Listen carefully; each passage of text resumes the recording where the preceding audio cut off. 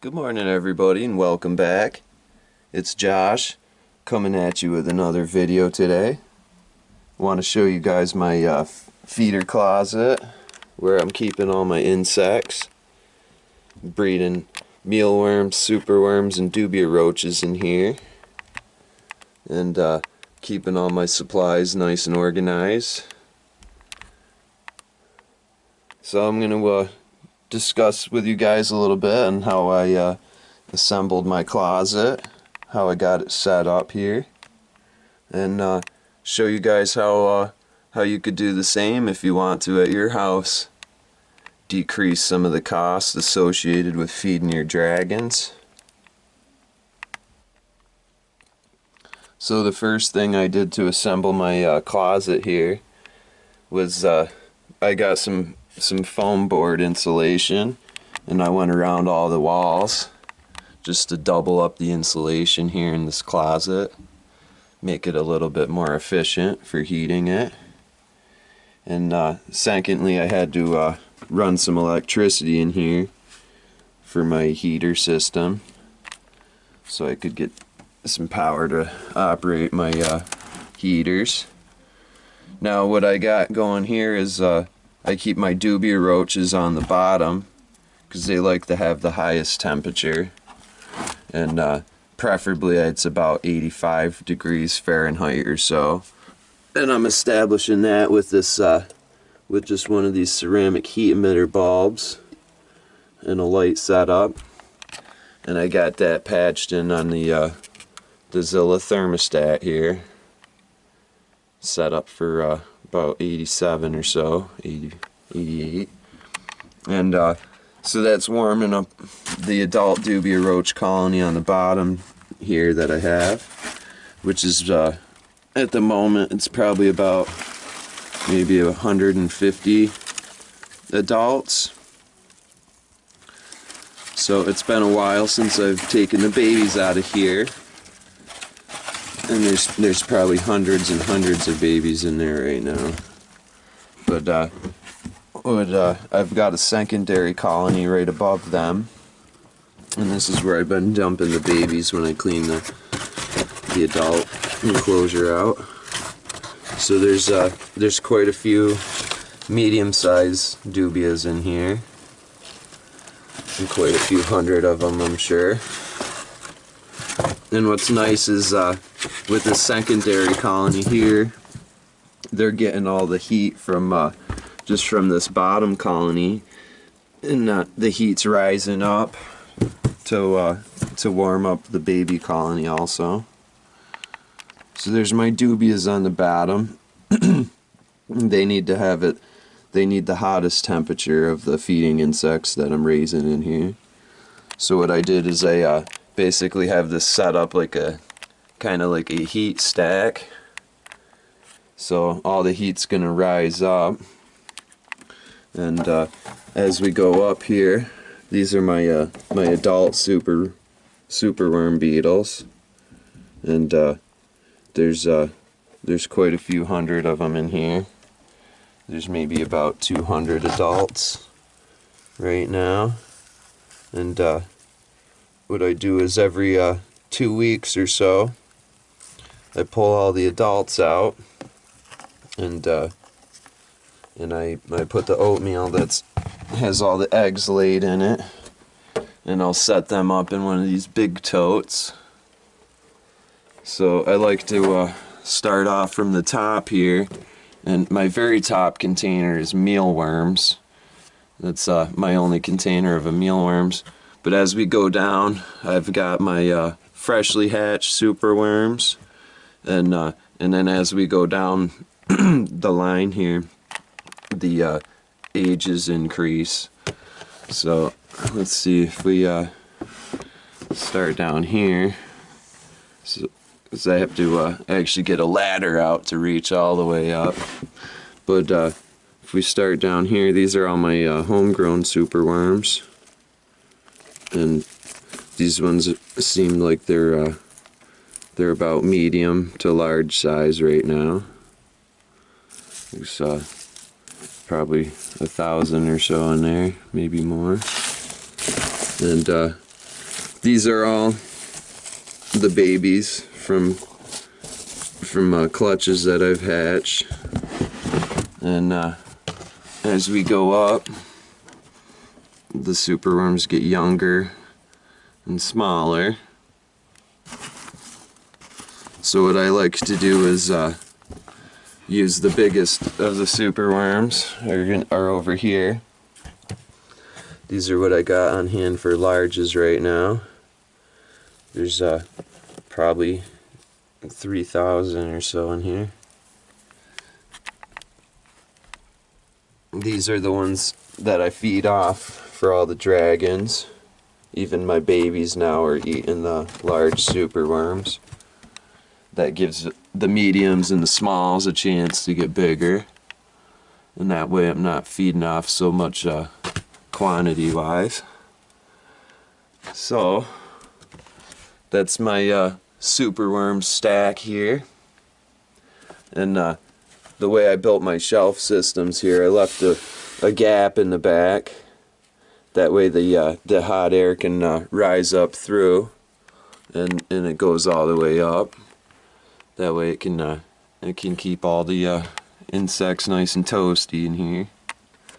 I usually like to keep the air temp about 78. So right now we're pretty close to that. It's 77.5 in here. So let's see. So I got my adult superworm beetles there, and pupas in here. There's not too many left now. This is mostly shed skins from the pupas after the beetles emerged out. But there still is a few in here. So once I separate all the superworms, and I usually just do that in a drawer with a bunch of medicine bottles, and I'll individualize all the superworms out. Once they pupate, I put them in here. Once the beetles emerge, they go in here. And then, like I mentioned earlier, every 2 weeks I take the adult beetles out, and then I put them in fresh oatmeal with a new fresh setup, and I dump all the eggs and oatmeal in the top containers up here. So I usually dump about a month's worth of collecting in each bin, and then I shift the bins down. As the bins get shifted down, you know, I feed out of my large container until I run out there. Usually by the time I run out here, I'm starting to get a good supply on this side, and then it keeps the cycle going for me. So it's been saving me a lot of money doing this, and I definitely recommend it to everybody if you got the room. It doesn't take a whole lot of time. So now, and on this side, I'm using this side mostly as my storage. So I've got all my egg crates up here and spare supplies, my sifting bucket. Got some potatoes up here, and water gel crystals, watering trays. So, and I like to keep a cutting board in here. That way when I'm cutting up apple slices or my potatoes, I can just lay them on there and cut them up real quick. Distribute them out to everybody. And down here I've got a big container where I'm storing all my extra oatmeal and bedding, my superworm bedding. So you really can't beat the convenience of having this amount of ability to grow all your own feeders and keep everybody fed and happy. So another feature in here is that I got these fruit fly traps, Get a little slice of apple in there with some dish soap and water. Poke some holes in the top there, and the fruit flies will come in and they end up drowning in there. So, especially when you're using apple slices, the fruit flies really like to come in for that stuff. So, and I also just got a little fly paper hung up back there. So it's not too bad. Been able to keep the fruit flies in check pretty good. So, oh, there's one up there, but not too bad considering. And I also have my my medicine cabinet in here, my homemade medicine cabinet that I put together the other day, and I've got a good array of items on here, supplies for keeping the lizards healthy. So I've got some reptile pain medicine, some eye ointment. I've got silver sulfate cream for wound cleaning, and then some extra calcium, alcohol, peroxide, mineral oil. I like to use that when if my lizards are having a hard time going to the bathroom. And I got vitamin E up here for any stuck sheds. So, and then just bandages and triple antibiotic, some syringes, and over here I got my toenail clippers. They put some magnets in my cabinet here, so it's a pretty cool feature. So that's about it, guys. My medicine cabinet here and my feeder insect closet.